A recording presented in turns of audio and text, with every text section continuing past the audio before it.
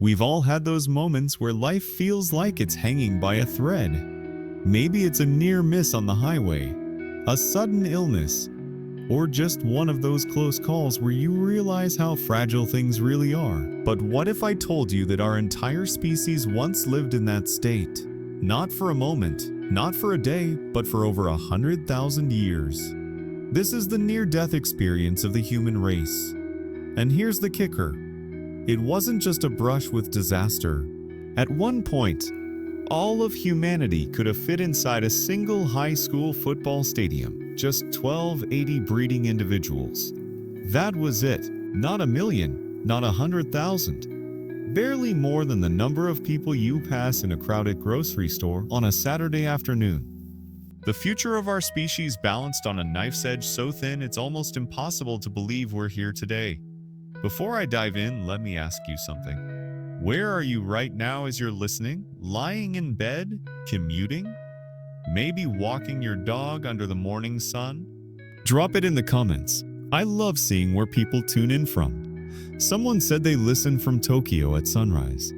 Another from Chicago just before falling asleep.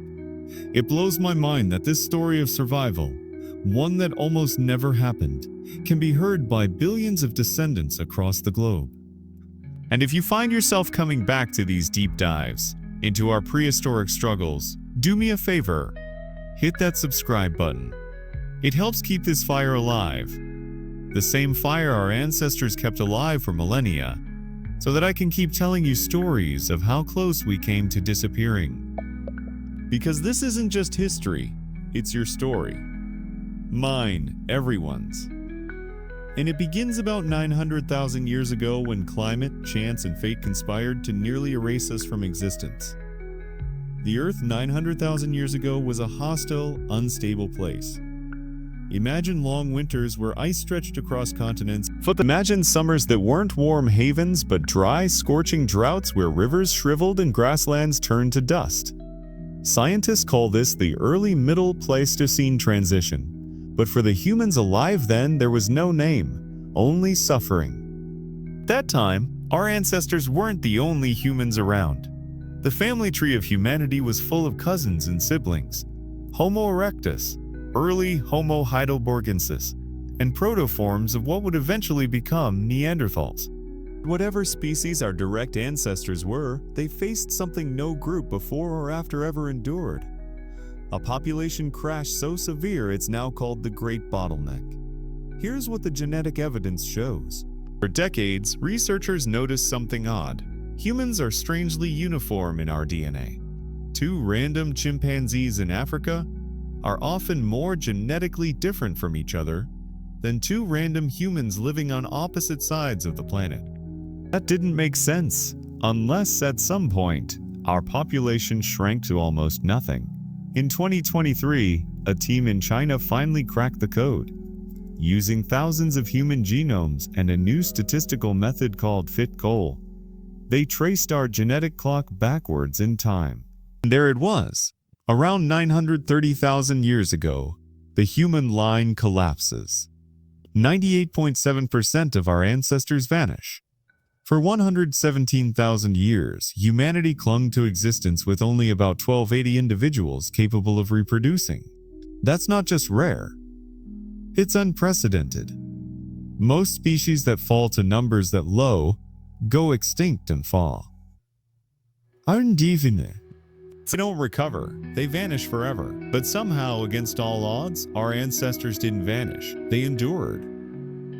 Now pause and imagine yourself as one of them. There's no city, no village, not even a permanent camp. Just small, scattered bands of humans, perhaps 20 here, 40 there, moving constantly in search of food and water. Each morning you wake up with your stomach empty, your children hungry, and predators circling in the distance. Lions, saber-toothed cats, giant hyenas. They're stronger, faster, more numerous than you. You don't think about philosophy, don't think about destiny. Survival is the only thought that matters. Fire becomes a lifeline. Without it, the nights are freezing, the dark is terrifying, and every shadow hides a hunter. Fire gives light, warmth, and protection. But keeping it alive is its own challenge. Rain can snuff it out. Wind can scatter the embers, and if you lose the flame, you may not find it again for months. Water is scarce, lakes dry up, rivers shrink, entire herds of animals vanish overnight, moving to greener pastures you cannot reach. Your group fights exhaustion, starvation, and disease, and yet, you endures tones to thee. Because even when numbers are low, even when hope is thinner than air, there is something inside humanity that refuses to quit. The scientists call this resilience, but to you, it's simply stubbornness, grit, determination. And somehow, in this harsh, unforgiving world, a tiny band of humans survives, while countless others vanish into the dust of history. The question is, how? How did so few people last so long, when nearly every law of biology says they shouldn't have? One theory is geography. Somewhere in Africa, there must have been a refuge, a pocket of land where water still flowed, where game animals still roamed, where food could still be gathered. Some scientists think it may have been near the Great Lakes of East Africa. Others argue for river valleys or coastal zones that held on to life while the rest of the continent withered. Wherever it was, it became humanity's cradle of survival. Another theory is technology.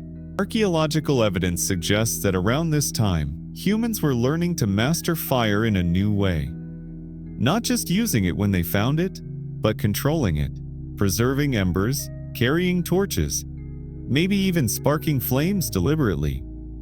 Fire wasn't just warmth anymore. It was a weapon, a tool, a revolution, and there may have been something else, something stranger. During this period, our chromosomes changed. Two fused into one, leaving modern humans with 46 instead of the 48 carried by chimps and gorillas. Was it a random accident? Yes. In a population of just 1280 people, a rare mutation can spread quickly. That fusion is now universal. Every human alive today carries it. Some researchers believe it may have even influenced brain development, paving the way for intelligence beyond anything seen before. So maybe survival wasn't just luck. Maybe it was transformation. The bottleneck didn't just nearly kill us, it forged us. When we say near-death experience, we usually imagine something that lasts a few seconds. A drowning accident. A car crash narrowly avoided. Humanity's near-death experience lasted 117,000 years. That's longer than Homo sapiens as a species has existed. Generation after generation, children were born into scarcity. Entire lifetimes passed with no knowledge that things could ever be different. For those early humans, survival wasn't about progress. It was about holding on, day by day, storm by storm. And yet, with each generation, something else grew. Knowledge, stories, skills passed down around fires. Slowly, painfully, humanity was learning how to endure not just as individuals, but as a species. And maybe that's the lesson. Our story isn't one of comfort. It's one of almost losing everything and clawing our way back from the edge. The genetic scars are still with us. They explain why humans have low genetic diversity, why we're vulnerable to certain diseases, why we carry weaknesses no other primate does. But they're also proof of our greatest strength. Persistence. We shouldn't be here, but we are. And the story is only just beginning. When scientists today look at your DNA, they don't just see your hair color or your blood type. They see history. Written into every strand of your chromosomes is a story of survival against impossible odds. The signature of humanity's near-death experience is still stamped into our genetic code. Here's what's strange. Compared to most species, humans are boringly similar. You could take two penguins from opposite ends of the earth, and they'd likely show more genetic difference than two random humans from different continents. Even chimpanzees, our closest relatives, are far more diverse than us. That shouldn't be the case, unless at some point nearly all humans disappeared. Think of it like a massive library fire. Before the fire, thousands of books lined the shelves, different editions, rare manuscripts, unique copies. After the fire, only a few survived. Those surviving books get copied and recopied, generation after generation, and suddenly the library is full again, but most of the original diversity is gone forever. That's what happened to us. The genetic library of humanity burned down 900,000 years ago. Only a handful of books, the DNA of about 1280 individuals remained. Everything you are, everything I am, everything every one of us has become, comes from those few survivors. This genetic bottleneck explains why rare diseases can sweep through human populations with such ease. It explains why pandemics throughout history have struck us so hard. Our DNA pool is shallow compared to what it might have been, making us both fragile and interconnected. But here's the fascinating paradox. That lack of diversity also united us. It made us one family. No matter your country, your skin color, your background, we all descend from the same handful of survivors. The bottleneck didn't just strip us of variation, it gave us kinship. Every person alive is quite literally a distant cousin. Imagine walking through that ancient landscape. You're part of one of the last human bands. You know the others are gone. You haven't seen another group in years. The world feels empty. The silence isn't peaceful, it's terrifying. You notice the animals vanishing too. The great herds are moving further away, following shrinking rivers. Each day your hunting parties travel farther, come back thinner. Some don't come back at all. The elders tell stories of a time when food was more plentiful, when water flowed freely, when life wasn't just suffering. But to you, those sound like myths. The pressure of extinction weighs heavy. Every death in your group matters. If a child gets sick, the entire future feels at risk. If a hunter is injured, the band might not eat for days. The sense of fragility is constant, unshakable. Scientists call this period a population bottleneck. But that phrase doesn't capture the human side of it. There wasn't numbers on a chart. It was mothers worrying if their babies would live through the winter. It was fathers limping back with empty hands after a failed hunt. It was the sick and injured trying to hold on just one more night. And always, the shadow of extinction loomed. One wrong step, one bad storm, one unlucky year, and humanity would vanish. No art, no language, no civilization, nothing. But here's the part that makes my skin crawl. We don't know why they didn't vanish. By every law of biology, they should have. And yet, here we are, 8 billion strong, telling the story of those who refuse to surrender.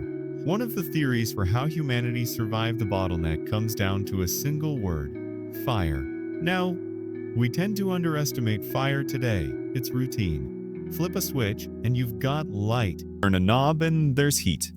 But for our ancestors, fire wasn't routine. It was salvation. It scared predators away. It cooked food, making it easier to digest and unlocking more calories. It hardened wooden spears, giving hunters an edge. It allowed groups to sit together, to share warmth, to talk, to dream.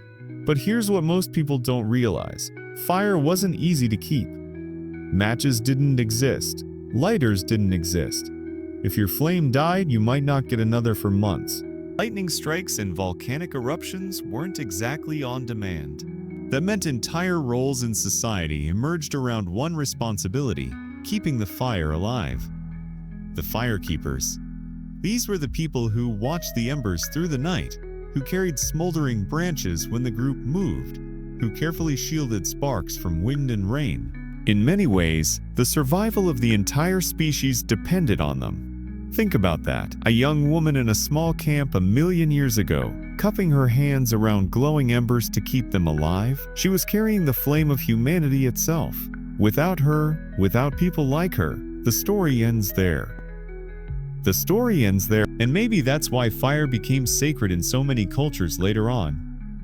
Prometheus stealing fire from the gods, Zoroastrian fire temples, the Olympic torch, they're echoes of a truth far older than myth. That fire kept us alive when nothing else could. During the bottleneck, survival wasn't just about strength or numbers, it was about change. Because small populations are like pressure cookers for evolution. When there are billions of you, mutation spreads slowly. But when there are only 1,000, a single genetic change can transform the entire species in just a few generations. And something extraordinary happened in this time. 2 of our chromosomes fused. Where our ape cousins carried 48 chromosomes, humans ended up with 46. At first glance, that might seem trivial, but it's not. That fusion may have altered how our genes were expressed, possibly influencing brain development, fertility, or other traits crucial to survival. It's like nature rolled the dice, and in the darkest moment, the gamble paid off. We didn't just survive the bottleneck, we emerged different, stronger, smarter, more adaptable. There's a poetic irony here. Extinction loomed over us, but instead of wiping us out, the pressure forced us to evolve. Just like carbon under immense pressure becomes diamond, humanity under immense pressure became something new. When you look in the mirror today, you're not just seeing yourself. You're seeing the outcome of a million-year-old genetic miracle, born out of suffering, scarcity, and near extinction. Think about what it means to live through 117,000 years of near extinction. That's not just numbers. That's countless generations of fear, hunger, and perseverance. And through it all, humans did something no other species truly does. We told stories. Around those fragile fires, parents told children about the dangers beyond the camp. They warned of the predators that stalked the dark. They shared memories of better days, tales of survival, and maybe even visions of hope. Storytelling wasn't entertainment, it was survival. It encoded wisdom. It carried knowledge. It kept the young from repeating the mistakes of the old. And here's a wild thought. What if some of those stories echo down to us even now? Flood myths, fire myths, tales of near destruction and rebirth. Maybe they're not just inventions of later civilizations. Maybe they're faint, distorted memories of the bottleneck, of the time when humanity nearly died. So when we read ancient myths about a chosen few surviving while the world perished, perhaps we're hearing whispers from that long ago time. A memory so deep it carved itself into our very sense of who we are. Because humans are not just survivors, we are storytellers. And maybe it was the stories, just as much as the fire, that carried us through the longest near-death experience of any species in history. Picture Earth 900,000 years ago. Not the lush green planet you know today, but a world locked in the grip of one of the most brutal ice ages in history. Vast glaciers stretched across continents like slow-moving mountains, devouring everything in their path. Forests shrank, rivers froze. Grasslands that once supported enormous herds of animals turned into barren, windswept tundras. For early humans, this wasn't just inconvenient, it was catastrophic. Their lives depended on the land, and the land had turned hostile. Fruit trees bore no fruit. Game animals either migrated south or starved. Fresh water was scarce, hidden under layers of ice, and the cold wasn't the kind you could shrug off. It seeped into bones, killed the weak, and tested the resilience of the strong. Shelters were rudimentary. Animal hides offered some warmth, but without abundant firewood, heat was fleeting. Imagine trying to keep your children alive in a cave with temperatures plunging below freezing and predators lurking outside. Saber-toothed cats, cave lions, giant hyenas. In many ways, the Earth itself seemed determined to erase humanity, and yet some clung on. They found ways to follow migrating herds, scavenged marrow from animal bones, and huddled together for warmth. They learned that survival meant movement, adaptability, and endurance. It's almost poetic. As the Ice Age threatened to erase us, it also forged us. The cold sharpened our ingenuity. It made us resourceful, inventive, and unyielding. And perhaps without that icy crucible, the human story would have ended long before it ever truly began. There's another theory about why humans dwindled to such small numbers. Rising and falling oceans created barriers that trapped groups in tiny pockets of land.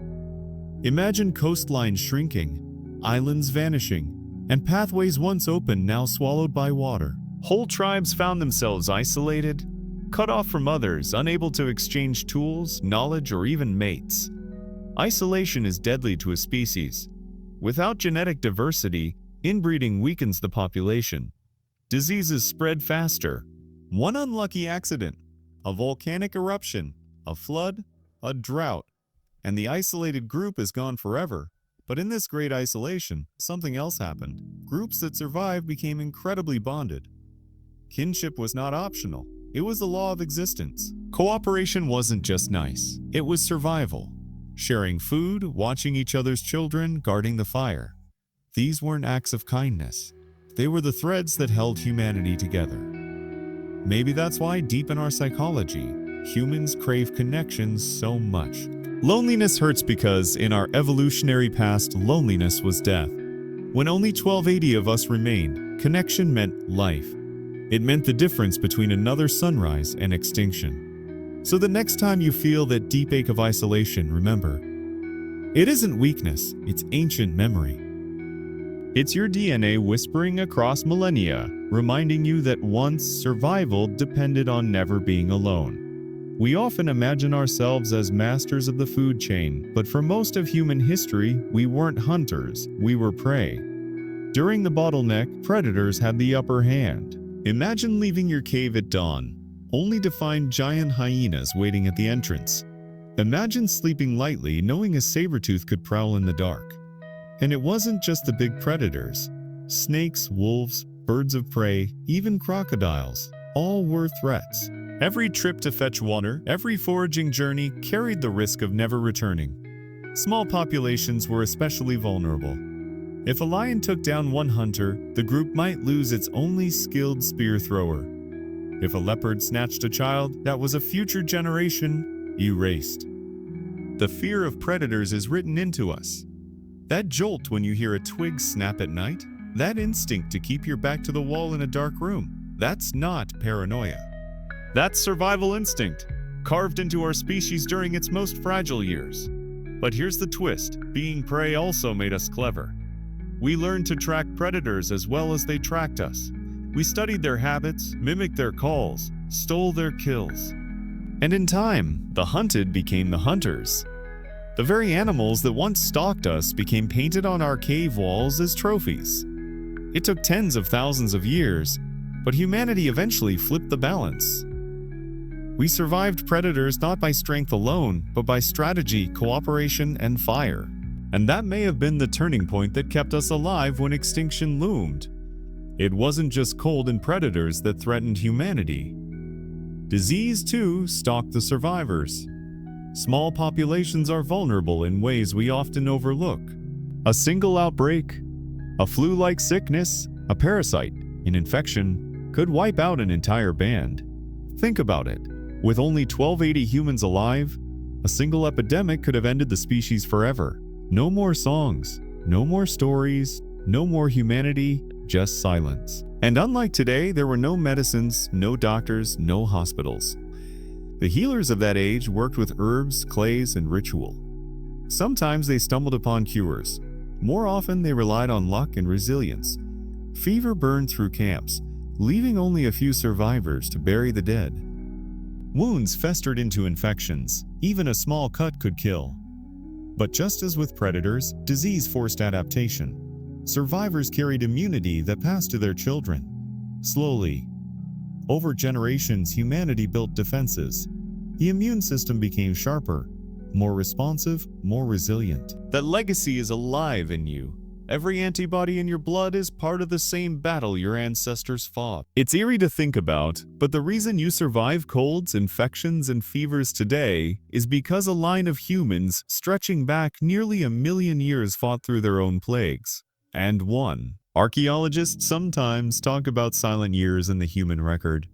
Vast stretches of time where evidence is scarce, populations were tiny, and progress seemed non-existent. The bottleneck created one of the longest silences in our species' story. For hundreds of thousands of years, humanity left little trace. No great monuments, no sweeping migrations, just scattered stone tools, faint hearths, and fragments of bone. To modern eyes, it looks like nothing happened. But that silence is deceptive. In those years, the foundation of humanity was laid.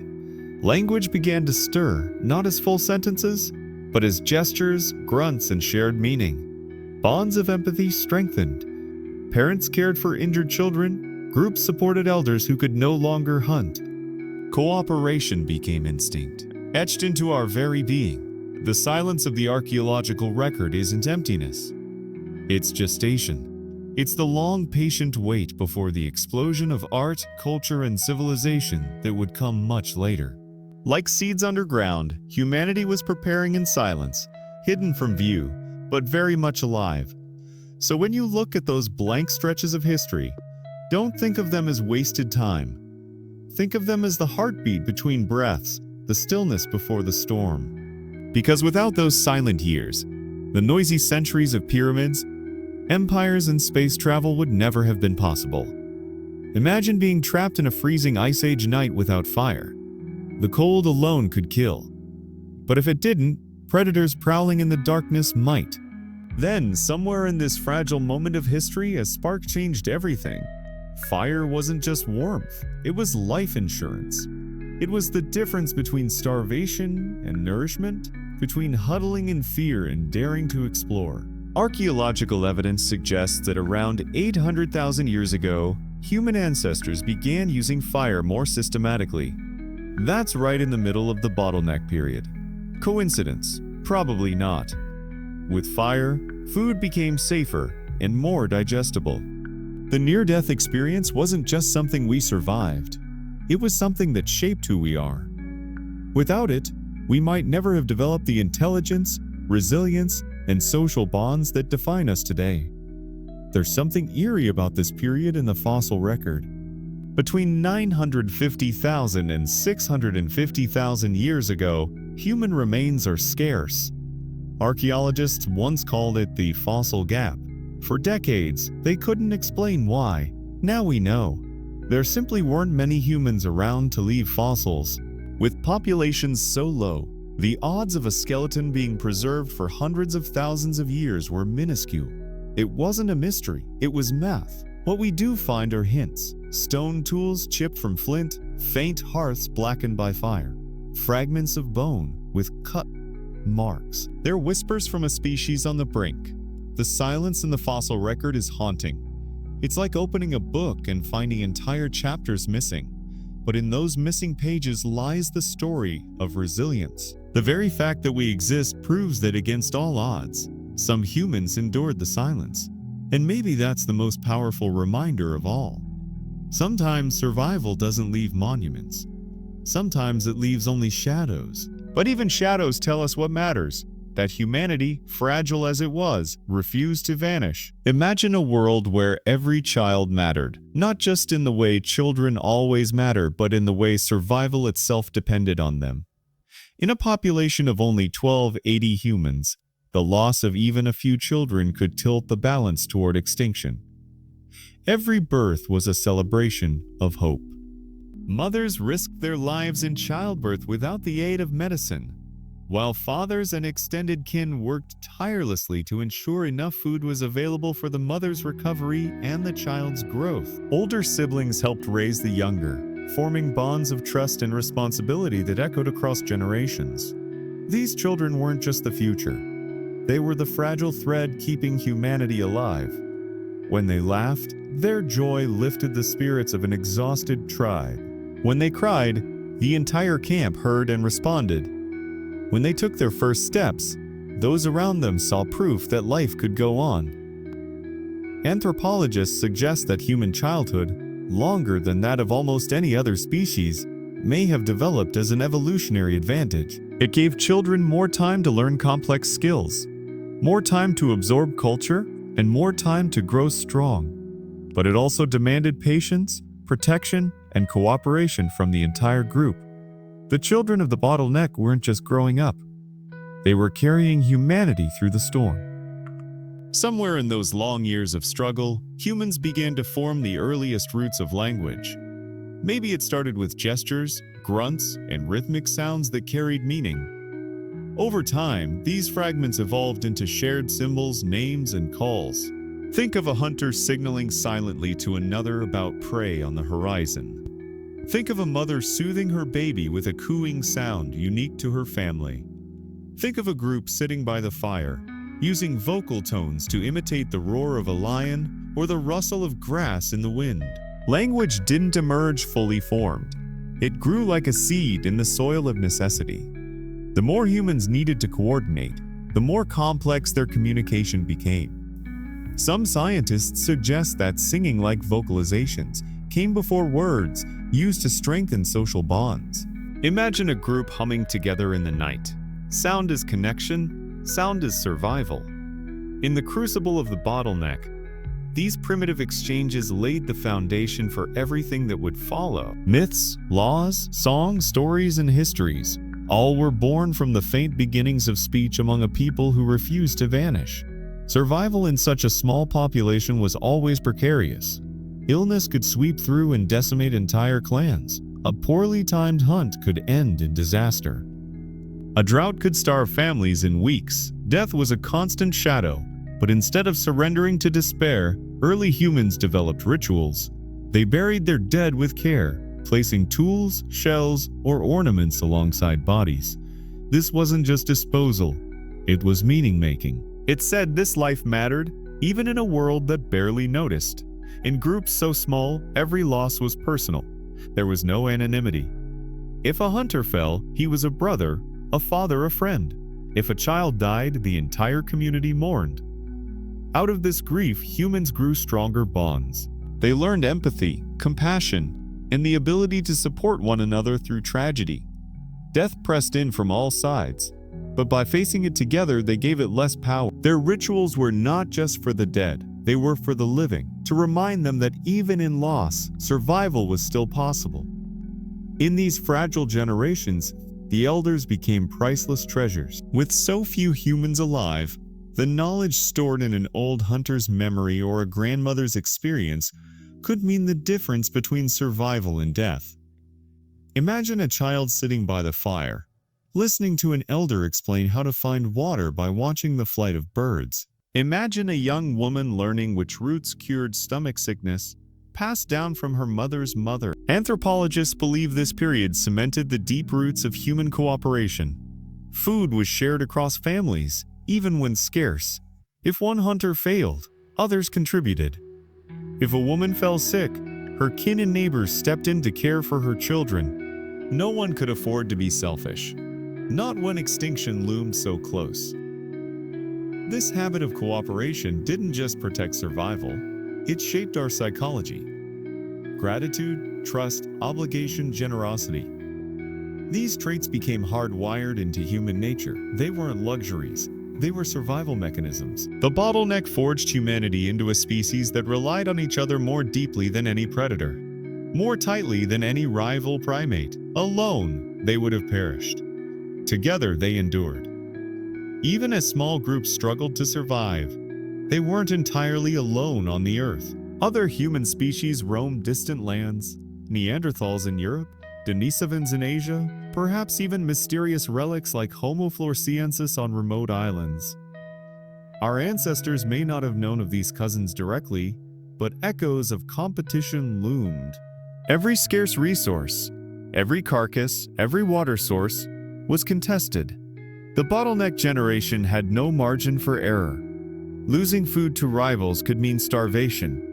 And yet, over tens of thousands of years, these other human species disappeared one by one, leaving only Homo sapiens. Some were absorbed through interbreeding, their genes carried forward. Others were wiped away, unable to withstand environmental stress or competition.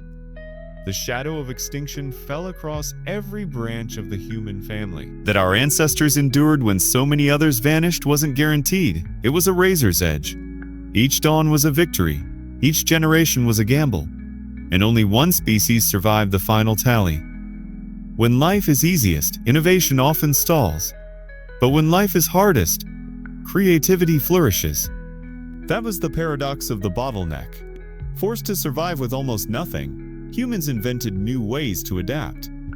Stone tools grew more refined, flakes sharper, edges stronger, handles more ergonomic. Hides were scraped into clothing, not just for warmth but for protection during hunts. Shelter making improved, from crude lean toss to semi-permanent structures that shielded families from wind and rain. But the greatest innovation wasn't material, it was mental. Humans learned to plan not just for today, but for tomorrow, for next season, for next year. Seeds gathered in one cycle could be planted in another. Hunts were strategized weeks in advance. Tools were made in anticipation of needs not yet present. The bottleneck didn't just test humanity, it reshaped it. The survivors emerged as planners, builders, dreamers. And with each clever solution, they carved a path through the narrow corridor of extinction toward the future we now inherit. Survival during the bottleneck was never an individual achievement. It was a collective promise sealed in sweat, blood, and firelight. We live together or we die alone. Every hunt carried enormous risk. Imagine a group of 6 or 7 hunters leaving camp at dawn. They had no backup army, no surplus of food waiting at home. If this hunt failed, the entire band might go hungry. If one hunter was injured, the others had to carry him back, sometimes at the cost of their own success. But this danger bred solidarity. Before a hunt, men and women alike rehearsed signals, hand gestures, whistles, even rhythmic stone taps that communicated direction without sound. They coordinated their approaches to encircle prey, exploiting teamwork where brute strength alone would fail. When a kill was made, it was never private property. The meat was divided, the bones broken for marrow, the hide shared. A successful hunter might earn prestige, but he earned it because he gave, not because he hoarded. This culture of mutual reliance reinforced bonds. Betrayal was unthinkable. Stealing food, withholding effort, or abandoning a comrade endangered everyone. Trust wasn't optional, it was survival itself. In those years of near extinction, humanity discovered a profound truth. Our greatest weapon wasn't the spear, but the pact we made with each other. Often overlooked in tales of survival are the women. The gatherers, the healers, the quiet innovators whose knowledge kept bands alive when hunts failed. In fact, anthropologists argue that without women's contributions, humanity never would have survived the bottleneck at all. While hunters pursued dangerous prey, women scoured landscapes for edible plants, roots, seeds, and medicinal herbs. They developed encyclopedic knowledge of ecosystems, learning not just which plants could be eaten, but which healed fevers, soothed wounds, or eased childbirth. This knowledge wasn't written down. It was carried in memory, sung in chants, whispered from mother to daughter, repeated until it became as much a survival tool as the spear. Women also became the architects of survival. They designed shelters from hides and branches, created containers from woven fibers, and processed food into storable forms. A stash of dried roots or smoked meat might mean the difference between enduring a drought or starving. And perhaps most importantly, women bore and nurtured the next generation. In a population so small, every birth was critical. Women risked death in childbirth with no midwives, no medicine, no safety nets. Yet they endured, ensuring that humanity's fragile thread did not snap. The bottleneck wasn't just survived by muscle and hunting prowess. It was survived through the quiet, persistent brilliance of women whose knowledge and resilience shaped the very foundation of our species. Long before words as we know them existed, survival demanded communication. And in the bottleneck years, silence often spoke louder than sound. Imagine hunters crouched in tall grass, eyes fixed on a herd of antelope. A single shout would ruin everything, sending prey scattering. Instead, they relied on gestures. A flick of the wrist meant move left.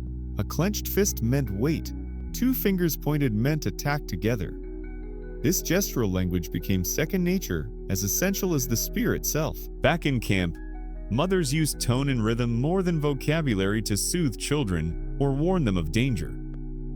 Songs carried layers of meaning, teaching roots, marking seasons, or embedding taboos into memory. Rhythm was memory's partner.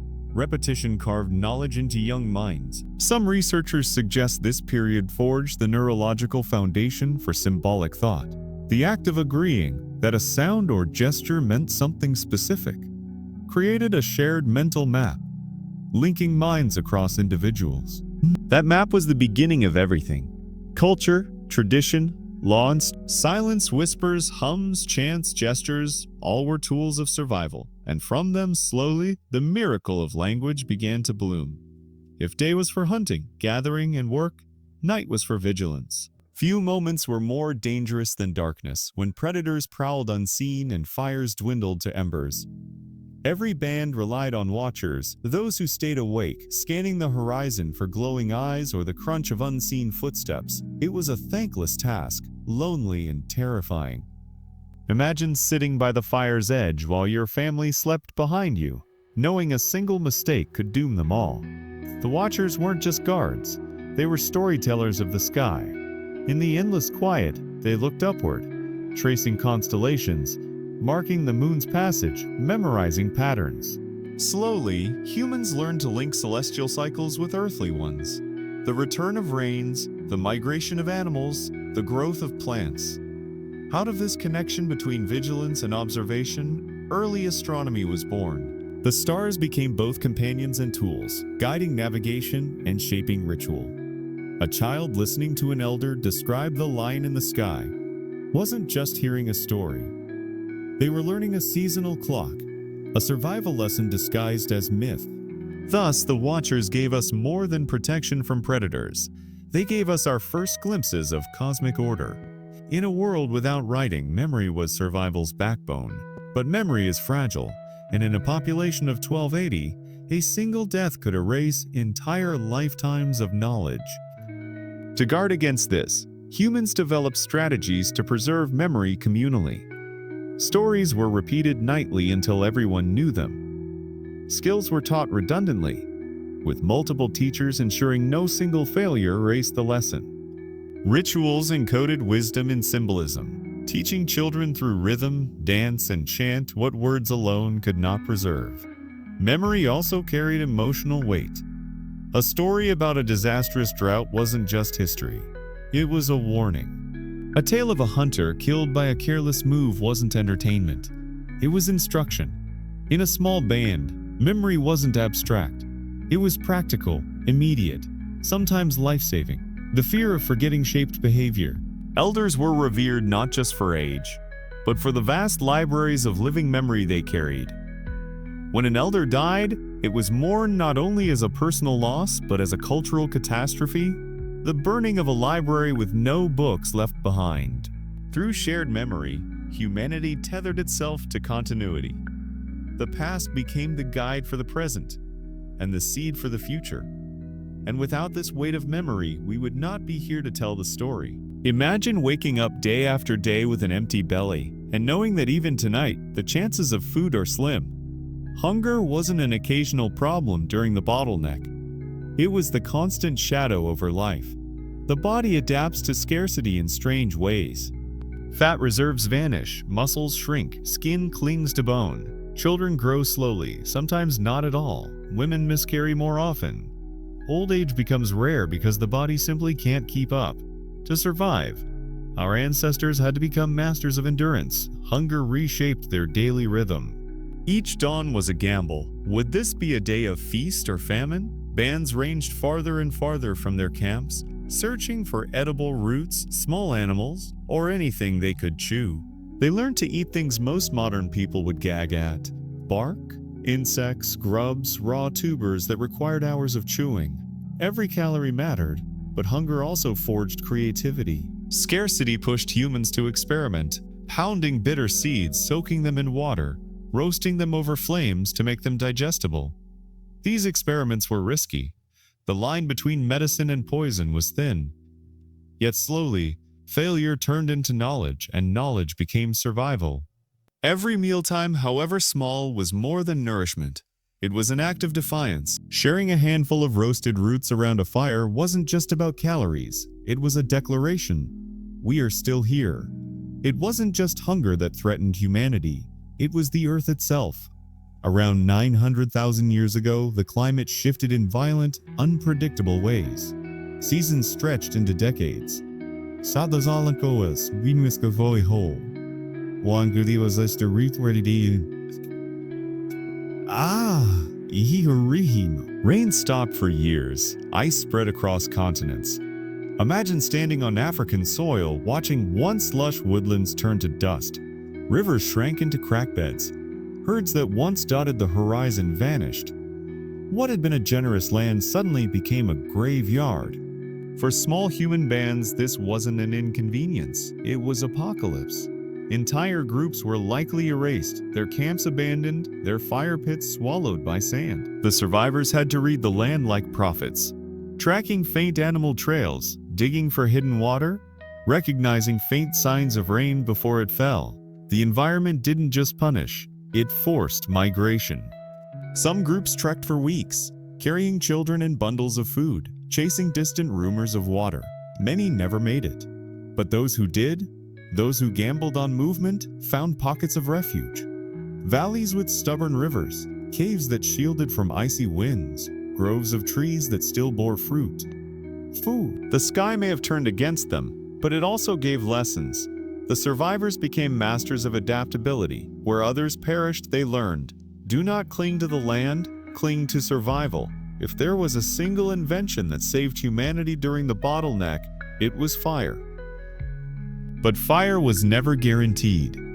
Unlike today, where a flick of a lighter summons flame, our ancestors relied on fragile sparks struck from stone, or embers carried carefully from camp to camp. Fire was more than warmth. It was a shield against predators, the difference between life and death in freezing nights. It turned raw meat into digestible energy, unlocked nutrients from plants, sterilized water. Fire made brains grow stronger by providing the calories that raw food couldn't. But imagine the terror of losing it. A rainstorm dousing the embers, a wind scattering sparks, a careless mistake leaving a camp in darkness. The band would huddle together, praying the night passed without wolves or leopards discovering them. Without fire, they were naked in a world full of teeth. This fragility gave fire spiritual weight. Flames became sacred, guarded fiercely. Stories may have grown around them, tales of divine sparks or ancestral gifts. Because to lose fire was to lose the future. Those 1280 survivors didn't just keep fire burning. They kept alive the symbol of resilience, a fragile light in the world's darkness. And every modern campfire, every glowing city skyline, carries the echo of that ancient flame. Every child born during the bottleneck was more than just a baby. They were the future of humanity itself. With so few people alive, each birth carried the weight of survival for the entire species. But survival was brutal for children. Infant mortality was staggering. Malnutrition, disease, and accidents claimed many before their first steps. Yet those who lived became the torchbearers of human resilience. Parents invested everything in them. They were taught how to recognize edible plants before they could even speak in full sentences. Games doubled as survival training, throwing stones, sneaking quietly, mimicking animal calls. Childhood wasn't a luxury. It was apprenticeship for survival, and the small numbers meant every child was precious. Imagine knowing that if a child didn't make it, the group wasn't just losing a son or daughter. It was losing a potential hunter, gatherer, teacher, or parent of the next generation. The grief wasn't just personal, it was existential. Yet despite the risks, children thrived in their own way. Their laughter around the fire, their endless questions, their ability to adapt faster than adults, all of this gave the group hope. A child's voice was proof that life continued. In those tiny faces, humanity found its stubborn reason to keep going. Every day of the bottleneck was a dance with extinction. Imagine a scale balanced on a razor's edge. On one side, the forces of death, hunger, cold predators, disease. On the other, the fragile determination of a few hundred families scattered across Africa. One bad storm, one epidemic, one unlucky accident could have ended everything. Statistically, humanity should have disappeared. Most species that shrink to populations this small vanish without a trace. But our ancestors defied the odds. How? Not by strength alone, but by flexibility. They didn't specialize too much in one food or one region. They spread risks, diversified skills, taught everyone to do everything. Hunt, gather, build, heal. They became generalists in a world that punished rigidity. And that's the secret. Extinction stalked them at every step, yet they adapted faster than disaster could strike. In that razor-thin space between survival and annihilation, humanity discovered its defining trait, resilience. That resilience wasn't just a trait of the past, it's written into us today. Every breath we take is a continuation of that ancient dance, a victory lap for the species that should have died but didn't. When scientists cracked open the code of human DNA, they stumbled upon ghostly fingerprints, scars left behind by the bottleneck. It was as though our genes had kept a diary of suffering across time. Modern humans are surprisingly uniform, genetically speaking. Compare any two people on Earth, whether from Africa, Asia, Europe, or the Americas, and their DNA is almost identical. We are more similar to each other than any other large mammal species. Why? Because at one point there were so few of us that nearly all diversity was erased. Imagine it. A genetic library once rich with countless books of variations suddenly set on fire. Only a few shelves remained. Those shelves belonged to the 1280 survivors. Every person alive today carries pieces of that tiny gene pool. But the story isn't just about loss, it's about resilience. The bottleneck didn't wipe us out entirely. It concentrated certain traits, including those linked to endurance, adaptability, and even cooperation. This shared genetic heritage became the glue that allowed humanity to flourish once conditions improved. When you look in the mirror, you are gazing at living evidence of that near-death chapter. Your hair color, your blood type, your immunity, all of it filtered through the narrow passage of the bottleneck. The survival of our species isn't just history, it's etched into your very cells. Why did humans survive when so many other species perished? The answer lies not in claws or fangs or speed, but in the folds of our brain. During the bottleneck, brain power became our secret weapon. The climate shifted, prey vanished, dangers multiplied. Strength alone wasn't enough. What mattered was problem solving. The human brain, already on a path of expansion, faced the ultimate test. Our ancestors learned to improvise, using sticks not just as clubs but as digging tools, as levers, even as probes to catch insects. Stones became more than sharp edges. They were shaped into tools with purpose, precision, and foresight. But it wasn't only about tools. The brain also gave us imagination, the ability to picture tomorrow, to plan ahead, to share invisible ideas through words and gestures. Around campfires, the first sparks of language began to form. Warnings could be passed on, hunting strategies explained, lessons taught to children. The bottleneck forced the brain to evolve not just biologically but socially. Cooperation became a survival trait. A lone human was weak. A group that could plan, strategize, and share knowledge was unstoppable. In those lean centuries, the brain wasn't just thinking. It was refusing to give up. Every idea, every experiment, every whispered warning passed down through generations kept the fragile flame of humanity alive. Predators weren't the only threat. Some of the deadliest killers were invisible: disease, parasites, infections that stalked weakened bodies. Imagine a group of survivors huddled in a cave, their fire burning low. One child coughs. Another develops a fever. In such small populations, disease could spread like wildfire. With no medicine, no doctors, and no knowledge of germs, even a small wound could turn fatal. But the survivors adapted in subtle ways. Fire again played a role. Smoke helped drive insects away, and cooking killed bacteria in food. Herbs and plants with strange effects were tested, sometimes by accident, and slowly a folk knowledge of healing emerged. The bottleneck left marks here too. Certain immune system genes became more common because only those who carried them survived outbreaks. Over generations, this genetic filtering gave humanity a powerful defense against ancient plagues. Even so, sickness was a constant shadow.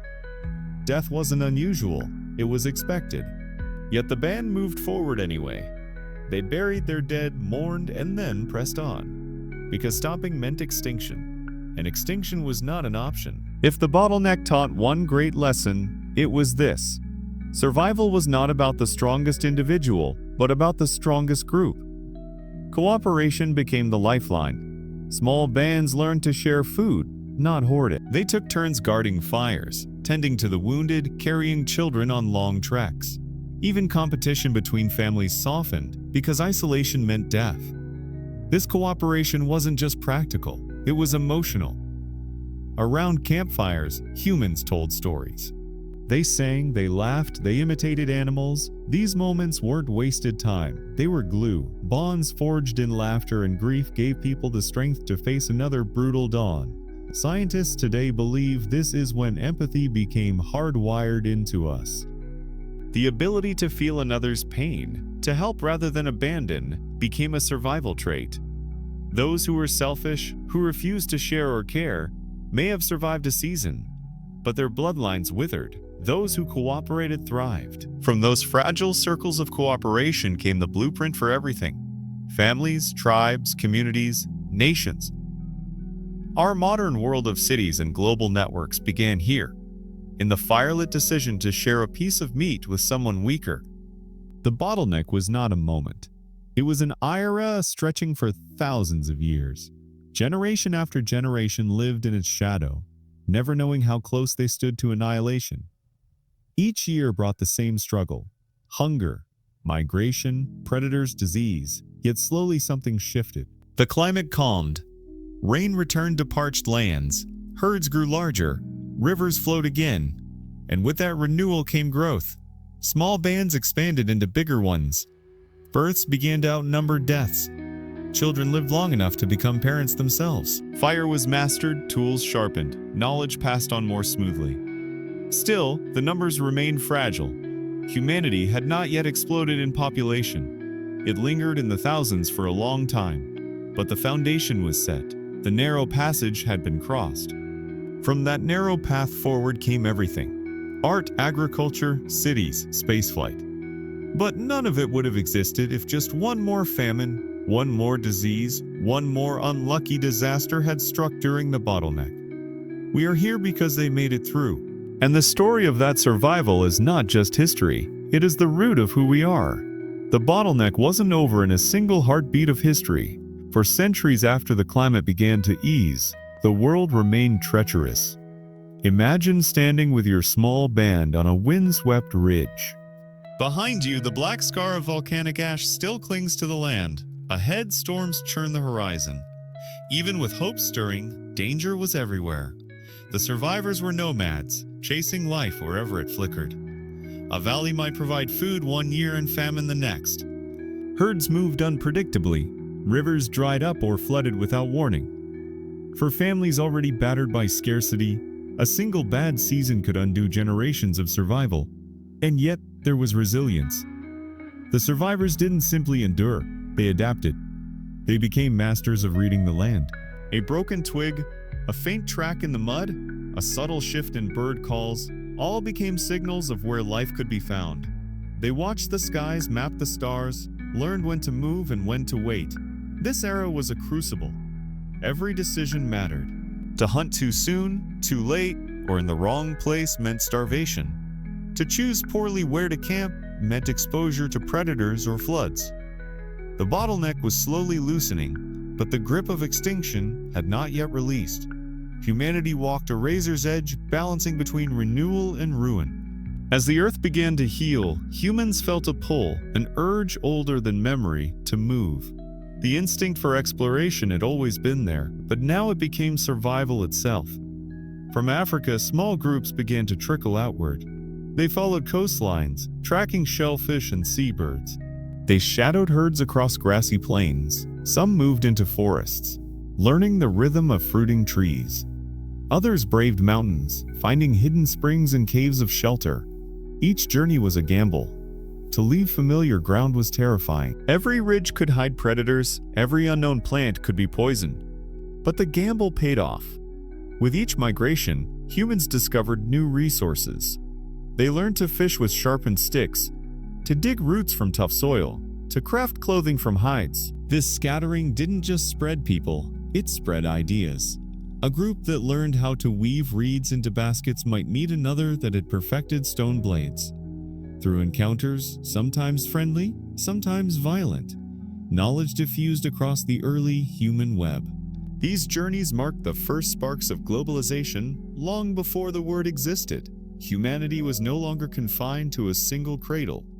It was setting footprints across deserts, mountains, rivers, and seas.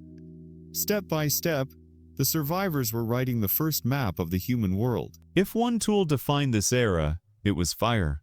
Fire was not just a convenience, it was survival incarnate. Picture a family huddled at night in the flickering glow of a fire pit. Beyond the ring of light, the darkness is alive with sounds. The low growl of lions, the rustle of snakes, the whispers of wind through grass. Without fire, they would be prey.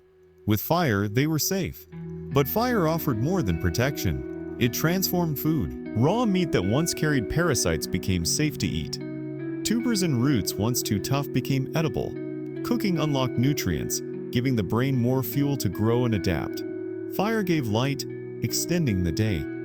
Around flames, families could repair tools, teach children, and tell stories. Myths were born here, glowing against the dark. The first human attempts to make sense of the vast and terrifying world. And perhaps most importantly, fire was a teacher of patience. Keeping a flame alive required discipline. Embers had to be carried across long treks. Sparks coaxed into life after rain. Whole groups became guardians of flame, protectors of the single resource that could not be lost. In every survivor alive today, there is a memory of fire. It was our first true companion, the oldest friend of our species, and it carried us through the bottleneck into the promise of tomorrow. The bottleneck had stripped humanity bare, but it also created something new, culture. When you live on the edge of extinction, every lesson matters. Knowledge could not die with one person. It had to be preserved. And so humans began weaving memory into tradition. Songs encoded hunting patterns. Dances mimicked animal movements. Carvings marked sacred places where water or shelter could be found. This was the birth of symbolic thought, the spark of what would later become art and religion. Around campfires, children learned not just survival skills, but the meaning of belonging.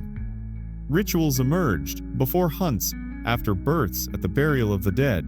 These rituals weren't decoration. They were survival strategies disguised as stories. A child who remembered a tale about a lion spirit might avoid the hunting grounds where lions roamed. A clan that honored water spirits might guard their springs with reverence, ensuring they never ran dry. Culture became humanity's second skin. It traveled with people, carried across valleys and mountains, keeping alive the wisdom of generations. And unlike physical strength, culture grew stronger the more it was shared. From these fragile beginnings, songs, myths, carvings, came the entire edifice of human civilization. The seeds of our future were planted in the soil of near extinction. By now, the bottleneck was loosening. Populations that once teetered in the hundreds were climbing into the thousands. It wasn't explosive growth, not yet, but it was a shift. Humanity was no longer shrinking, it was breathing again. Villages didn't yet exist, but small groups began to linger longer in fertile areas. They returned to the same rivers, season after season. They recognized landmarks, built familiarity with regions, and even marked territories with carvings or piles of stones. Birth rates improved as resources stabilized. More children survived past infancy. More elders lived long enough to share wisdom. For the first time in countless generations, the human family tree grew new branches faster than they could be cut away. Still, danger lingered. Famines returned, predators struck, diseases flared. But unlike before, humanity now had a cushion, numbers large enough to absorb losses. The near-death experience was not yet over, but its grip was weakening. Humanity had walked through fire, endured the narrowest of passages, and emerged scarred but unbroken. The stage was set for growth, for exploration, for the great leaps that would follow. And in the quiet between storms, on nights when stars burned bright above ancient skies, survivors must have wondered, had they finally left extinction behind? Or was another shadow still waiting?